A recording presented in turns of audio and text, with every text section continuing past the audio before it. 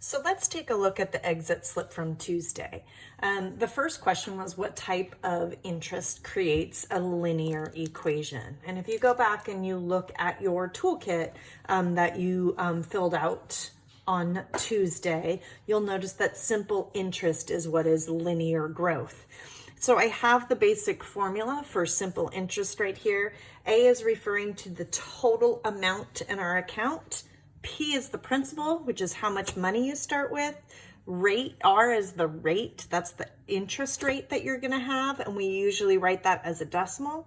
T is time, and again, we go back to that P because we're gonna figure out how much interest we gain. Remember, when it comes to simple interest, once you figure out how much money you're adding to your account, it's the exact same amount of money that's being added to your account every single time. So if you look at this problem, this is the third problem on the exit slip. It says you had $2,000 with 3% simple interest for X years. So our principal is going to be $2,000. Our rate is 3%. 3% as a decimal is 0.3. And the time in this case is just going to be X. So the amount of money that we have is going to be 2,000 times that 3% plus the $2,000. Well, 2,000 times 3%, I am pretty sure, sorry about that, 2,000 times 3% is $60. That's what I thought. Plus the $2,000 that we started with. Whoops, I forgot my X up here.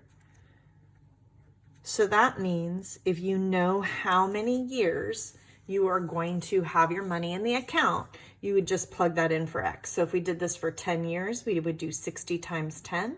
I know that we saved $600, so we'd have $2,600 in our account. The second question says, what type of interest creates an exponential equation? Remember, an exponential equation is when you have that multiplier so that you keep multiplying by the same value over and over again. So that is actually going to be our compound interest equations. So here is the fourth question. Again, if you look at your toolkit, that's where I came up with this equation right here. Again, P is our principal. We're always adding 1 because we are going to add the interest rate. And so if we're adding, we want to add 1 because if we're increasing by 2%, that means that our account is actually 102% times what it was to start with.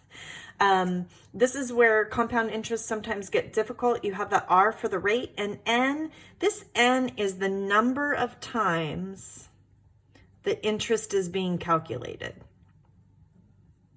in 1 year. This is when this only really comes into play. If we're doing it yearly, it's not going to matter. But if we're doing something quarterly or monthly, that's when that's going to, you'll notice a change there. So in this problem, our interest was $1,000. Excuse me, our principal was $1,000. 2% interest, so our rate is going to be 0.02.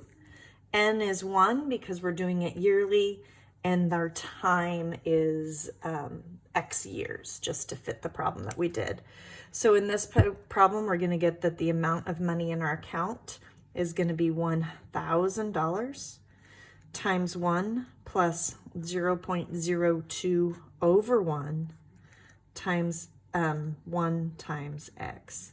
It makes a lot more sense if we write it as just 1,000 times 1.02 to the X power.